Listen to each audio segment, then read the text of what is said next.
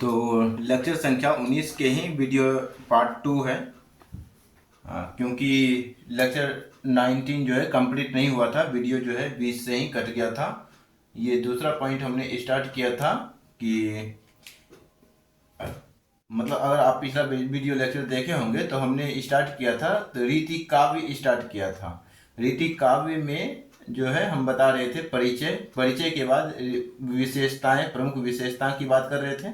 दूसरा पॉइंट था तो प्रमुख विशेषता किसका, तो रीति काव्य की प्रमुख विशेषता, इसी को हम पढ़ने जा रहे थे तो वीडियो कट गया था। तो इसको आप आगे कंटिन्यू करेंगे और लिखेंगे। क्या लिखेंगे कि यहाँ पे लिखेंगे पॉइंट में कि श्रृंगार रस की प्रधानता, श्रृंगार श्रृंगार रस की प्रधानता, प्रधानता इसमें आपको लिखना है कि इसमें जो लिखना है, क्या लिखना है कि संयोग एवं वियोग दोनों का सुंदर चित्रण, संयोग संयोग एवं वियोग वियोग दोनों का सुंदर चित्रण, का सुंदर चित्रण। दूसरा पॉइंट आप लिखना है कि अलंकारों का व्यापक प्रयोग, अलंकारों का व्यापक प्रयोग, अलंकारों का व्यापक प्रयोग किया गया था। तो इसमें लिखेंगे उपमा रूपक उत्प्रेक्षा, उपमा रूपक उत्प्रेक्षा, उत्प्रेक्षा श्लेष उत्प्रेक्ष, इसको हटा देते हैं, यहाँ पे नहीं दिख रहा होगा। उपमा उत्प्रेरक रूपक उत्प्रेक्षा, उत्प्रेक्षा। उसके बाद लिखेंगे आदि, ठीक है, आदि का या उत्प्रेक्षा दे करके श्लेष अनुप्रास, अनुप्रास यानी अलंकार का व्यापक प्रयोग था। तो अलंकार में कौन कौन, उपमा रूपक उत्प्रेक्षा श्लेष अनुप्रास आदि आदि। उसके बाद अगला पॉइंट लिखेंगे कि नायिका भेद, नायिका भेद, नायिका भेद। इसमें आपको लिखना है कि नायिकों के प्रकार स्वभाव, नायिकाओं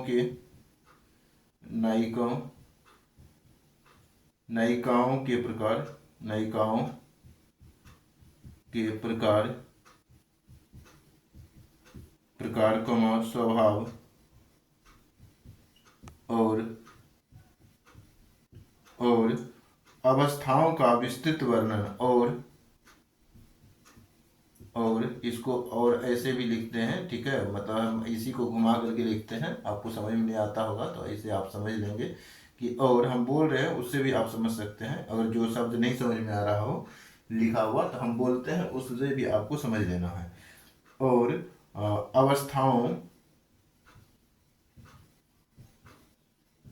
अवस्थाओं का विस्तृत वर्णन, ये हो गया नायिका भेद। उसके बाद आगे पॉइंट लिखेंगे ब्रज भाषा का प्रयोग, इसको हटा देते हैं। अब हम ब्रज भाषा का प्रयोग, प्रमुख विशेषता ही चल रहा है हमारा। तो अगला पॉइंट लिखेंगे ब्रज भाषा का व्यापक प्रयोग। इसमें आपको लिखना है कि मधुर कोमल और काव्यात्मक भाषा, ब्रज भाषा कैसा भाषा था, तो मधुर कोमल और काव्यात्मक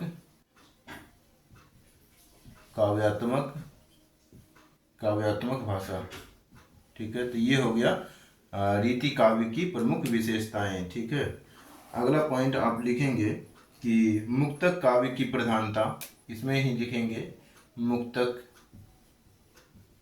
काव्य की प्रधानता। मुक्तक काव्य की प्रधानता में आप लिखेंगे कि दोहा, दोहा कविता सवैया आदि देखने को मिलता है। यही इसका उदाहरण है। उदाहरण के रूप में हम लिख रहे हैं मुक्तक काव्य की प्रधानता। जैसे में भी आप ऐसे भी जैसे लगा करके भी लिख सकते हैं, आदि का प्रयोग। उसके बाद राजाओं की प्रशंसा, राजाओं की प्रशंसा। इसमें लिखेंगे कि आश्रयदाता राजाओं के यश का वर्णन,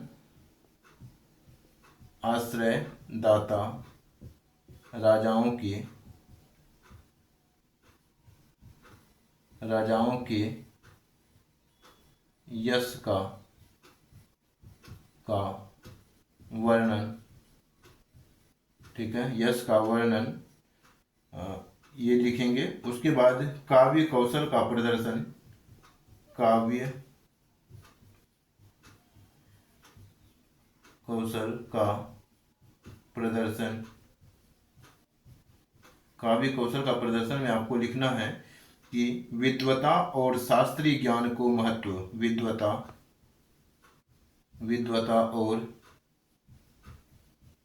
और शास्त्रीय ज्ञान को महत्व दिया जाता था। तो महत्व ये हो गया हमारा क्या, तो रीति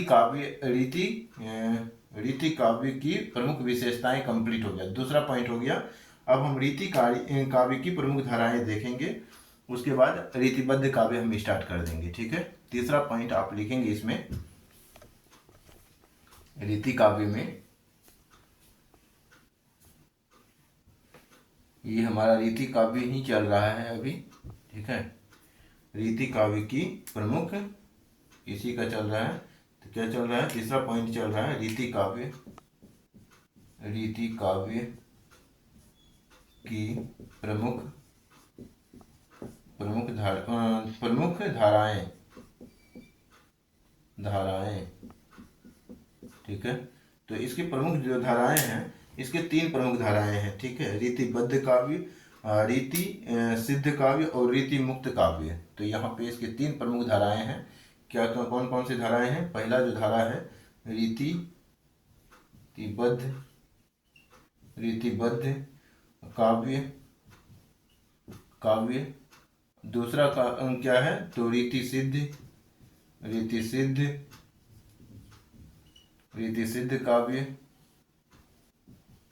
और तीसरा जो है क्या है, रीति मुक्त काव्य। आपने रीति काव्य के बारे में तो पढ़ लिया। अब हमें यहाँ पर रीति काव्य के अंतर्गत ही एक आता है रीतिबद्ध काव्य और रीति मुक्त काव्य। रीतिबद्ध काव्य और दूसरा है ये तीसरा है। तो रीतिबद्ध काव्य सिलेबस में है, रीति मुक्त काव्य सिलेबस में है, रीति सिद्ध काव्य सिलेबस में नहीं है। रीति सिद्ध काव्य सिलेबस में है क्या? तो नहीं है, रीति सिद्ध कहीं पे नहीं लिखा हुआ है। लेकिन छोटा सा पॉइंट हम इसमें भी अध्ययन कर लेंगे। अध्ययन करने से कोई बिगड़ नहीं जाता है। भले आप आगे नहीं पढ़ना, ठीक है, लेकिन अगर हो सकता है कि क्वेश्चन अगर दे कनेक्ट कर दे, जोड़ दे, दोनों से दोनों को मिलाते हुए बीच से जोड़ दे, तब आप क्या कीजिएगा। तो इस कारण से इसको थोड़ा सा ज़्यादा नहीं तो थोड़ा बहुत पढ़ लेना बेहतर रहता है। तो इसको हम थोड़ा बहुत पढ़ेंगे, लेकिन पहले हम रीतिबद्ध काव्य पढ़ेंगे। ठीक है, तो अब हम स्टार्ट क्या करने जा रहे हैं। पहला काव्य धारा जो है वो हमारा क्या है, तो रीतिबद्ध काव्य है। तो लिखेंगे रीतिबद्ध काव्य, देखे हेडिंग देंगे रीतिबद्ध काव्य। रीतिबद्ध काव्य यानी कि पहली धारा की बात हम कर रहे हैं। और इसमें लिखेंगे कि रीतिबद्ध काव्य वह काव्य है, ठीक है, या फिर वह काव्य जिसमें वह काव्य वह काव्य जिसमें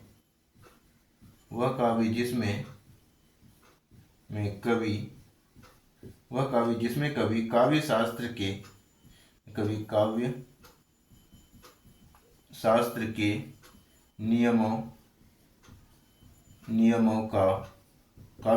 नियमों का पालन करते हुए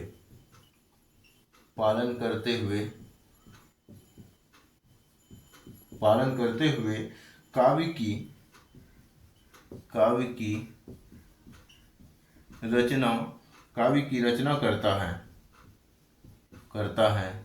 की रचना करता है। इन कवियों ने मतलब काव्य की रचना करता है, पूर्ण विराम दे देंगे, उसके बाद लिखेंगे इन कवियों ने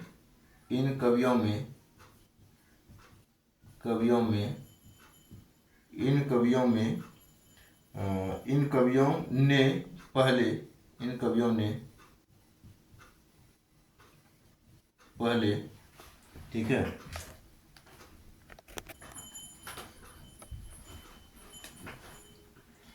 लिखेंगे इन कवियों ने पहले काव्य के सिद्धांतों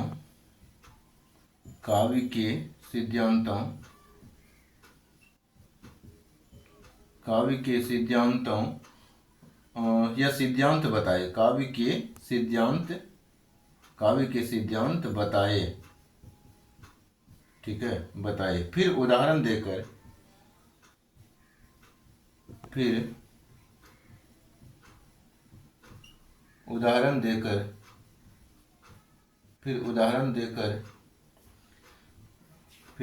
देकर उन्हें स्पष्ट किया।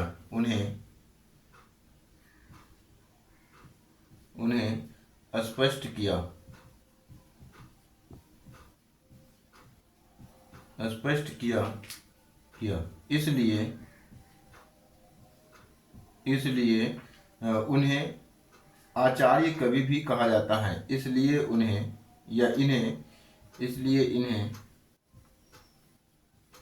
ठीक है, इन्हें या इस काल के कवि को, इसलिए इस काल के कवियों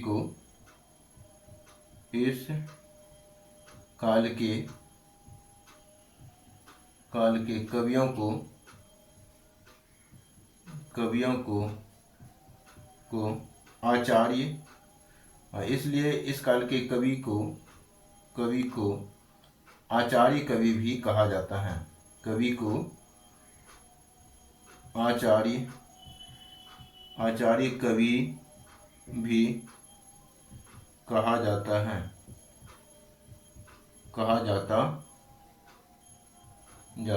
ठीक है, ये हो गया। उसके बाद अब हम विशेषता की चर्चा करेंगे। ठीक है, काव्य शास्त्र मतलब रीति काव्य की विशेषता क्या है। तो रीति काव्य की प्रमुख विशेषता है, उसको देखेंगे। उसके बाद रीति यानी कि प्रमुख रीति बद्ध काव्य यानी कवि कौन है, तो उसको भी देखेंगे। ठीक है, तो देखते हैं इस पॉइंट को हम आगे, इसको पहले हम हटा लेते हैं।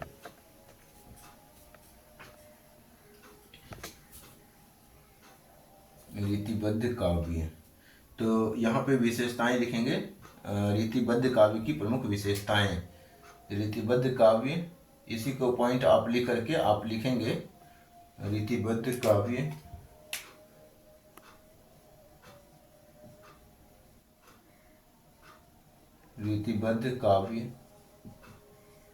की प्रमुख विशेषताएं। ठीक है, विशेषताएं आगे आप लिखेंगे। इसमें रस अलंकार और रीति का विस्तृत विवेचना इसमें देखने को मिलता है। लिखेंगे कि रस अलंकार और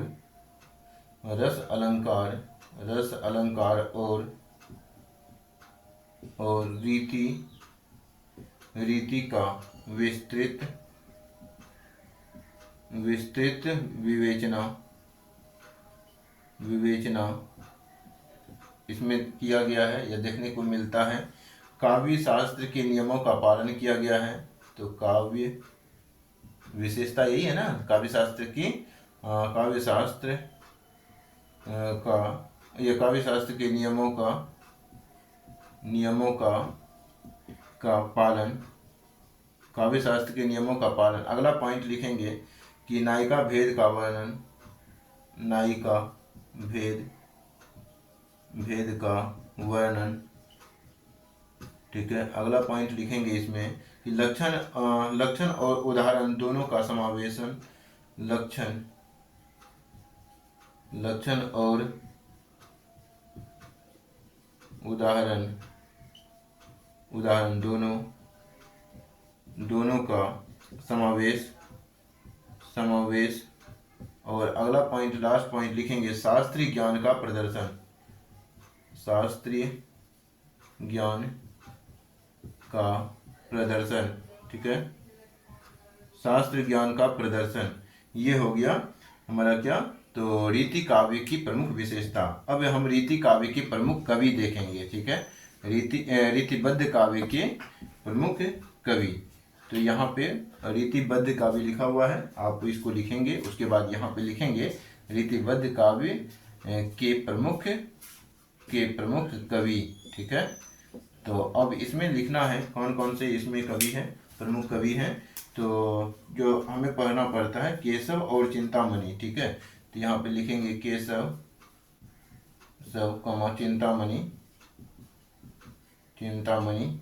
ठीक है, तो ये दो कवि का नाम लिख सकते हैं। हालांकि बहुत सारे कवि हैं, जैसे मतीराम है, देव है, भिखारी दास है, ये सब भी कवि हैं।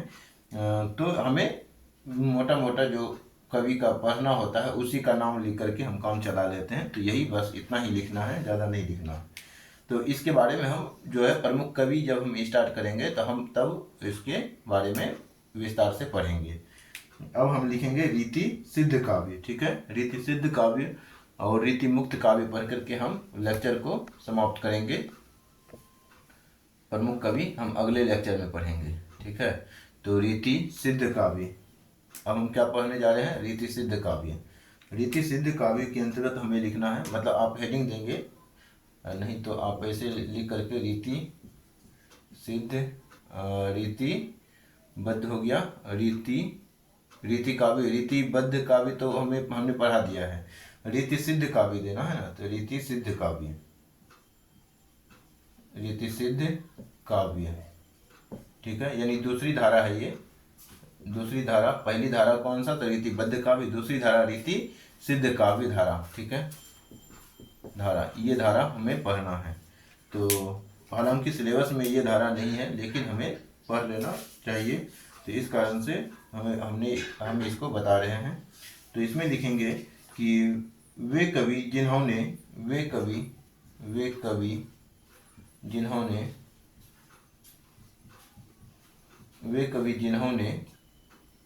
काव्य शास्त्र का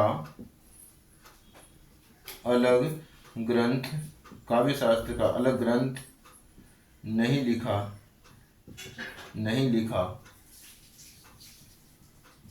काव्य शास्त्र का अलग ग्रंथ नहीं लिखा,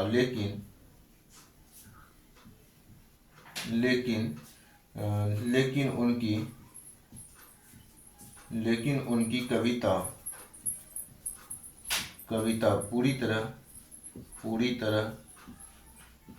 पूरी तरह रीति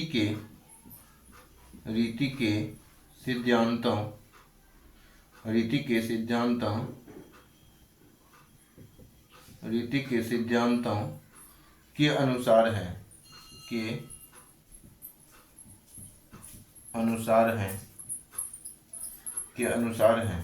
ठीक है, उसी को हम क्या कहते हैं, रीति सिद्ध काव्य कह देते हैं। तो उसे रीति सिद्ध काव्य कहते हैं, लिख सकते हैं उसे रीति सिद्ध काव्य कहते हैं, उसे रीति सिद्ध काव्य कह दिया जाता है या कहा जाता है। ठीक है, कहा जाता है। ये हो गया हमारा रीति सिद्ध काव्य। इसमें विशेषता की बात कर लेंगे, थोड़ा सा विशेषता की अगर हम बात करें तो इसमें प्रमुख विशेषता क्या है, तो काव्य शास्त्र का व्यवहारिक प्रयोग, काव्य जो हमने इसमें भी देखा तो वही हम विशेषता में भी लिख देंगे। काव्य शास्त्र, काव्य शास्त्र का काव्य शास्त्र का व्यवहारिक व्यवहारिक प्रयोग, काव्य शास्त्र का व्यवहारिक प्रयोग। दूसरा पॉइंट आप लिखेंगे कि लक्षण लक्षण नहीं केवल उत्कृष्ट काव्य, लक्षण नहीं है इसमें, मतलब लक्षण दिखाई नहीं पड़ता है रीति सिद्ध काव्य का, लेकिन इसका जो है केवल उत्कृष्ट काव्य हमें देखने को मिल जाता है। तो लक्षण नहीं, केवल उत्कृष्ट काव्य, उत्कृष्ट काव्य देखने को मिलता है, तो वो लिख देंगे। उसके बाद लिखेंगे अलंकार और श्रृंगार का संतुलित प्रयोग यहाँ पे देखने को मिलता है, तो लिखेंगे अलंकार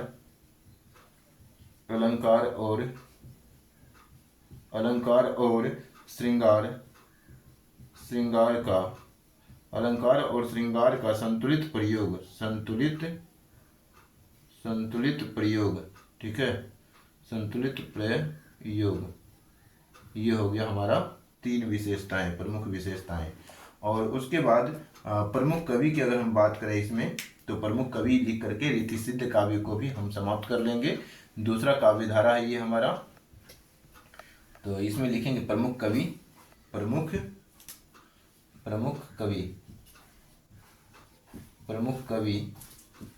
कवि के अंतर्गत हमें लिखना है, प्रमुख कवि के हमें लिखना है, प्रमुख कवि के अंतर्गत हमें क्या लिखना है, तो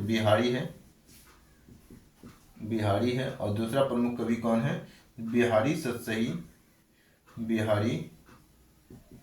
मतलब इसमें प्रमुख कवि जो है बिहारी है, बिहारी के द्वारा जो रचित है सर्वश्रेष्ठ उदाहरण मानी जाती है, तो उसको लिखेंगे बिहारी द्वारा या बिहारी की सतसई,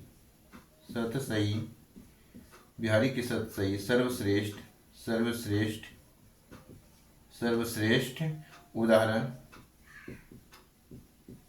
उदाहरण मानी जाती हैं,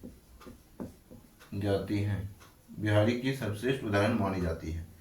अब हम तीसरा काव्य धारा देखेंगे। तीसरा काव्य धारा कौन से है, तो रीति सिद्ध काव्य धारा, रीति मुक्त काव्य धारा, ठीक है।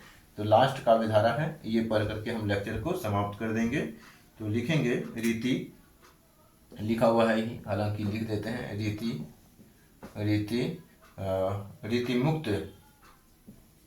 रीति मुक्त काव्य धारा, ठीक है। तो रीति मुक्त काव्य धारा में लिखेंगे कि रीति मुक्त काव्य धारा में कवि, यानी कि रीति मुक्त काव्य धारा में कवि, रीति मुक्त काव्य धारा में कवि काव्य शास्त्र, रीति मुक्त काव्य धारा में कवि काव्य शास्त्र के कठोर नियमों से मुक्त होकर अपने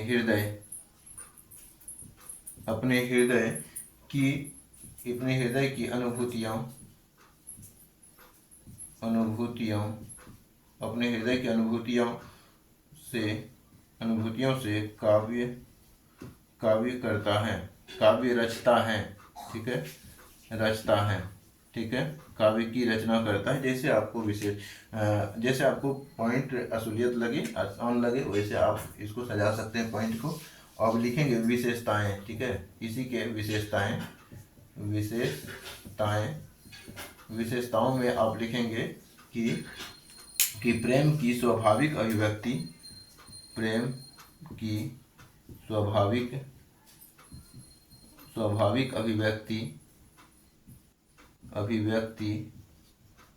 दूसरा पॉइंट लिखेंगे इसमें कि विरह का मार्मिक चित्रण,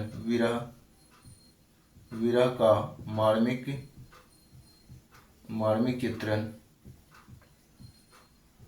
मार्मिक चित्रण। तीसरा पॉइंट आप लिखेंगे इसमें कृत्रिमता का अभाव, ठीक है, यानी बनावटीपन का अभाव देखने के लिए मिलता है इसमें। ठीक है, व्यक्तिगत अनुभवों की प्रधानता होती है। चौथा पॉइंट आप इसमें में लिखेंगे, विशेषताओं में ही व्यक्तिगत अनुभूतियाँ, इसको आप लिख लिए होंगे, और नहीं लिखे होंगे तो आप पीछे करके आप लिख सकते हैं, वीडियो को लिखेंगे। व्यक्तिगत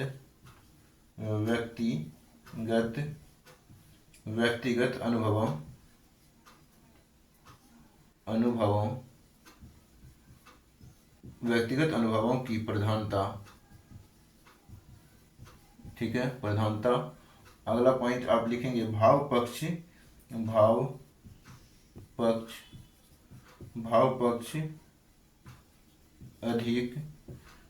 अधिक शास्त्र कम। ठीक है, शास्त्र कम, शास्त्र, वार्ता, शास्त्र, साहित्य, ये सब हमने पहले लेक्चर में ही बता दिया है। अगर आप नहीं देखे हैं तो आपकी गलती है, आप उसको देखेंगे, या रिवीजन नहीं करते हैं तो आपकी गलती है, उसको भी आप रिवीजन करेंगे तो आपको सारी पॉइंट क्लियर हो जाएगा। प्रमुख कवि की अगर हम बात करें तो इसमें कौन है? घनानंद है, घनानंद। इसके बारे में, प्रमुख कवि के बारे में, इसी में जो प्रमुख कवि था इसके बारे में हम अगले लेक्चर में, यानी कि लेक्चर संख्या 20 में चर्चा करेंगे। धन्यवाद।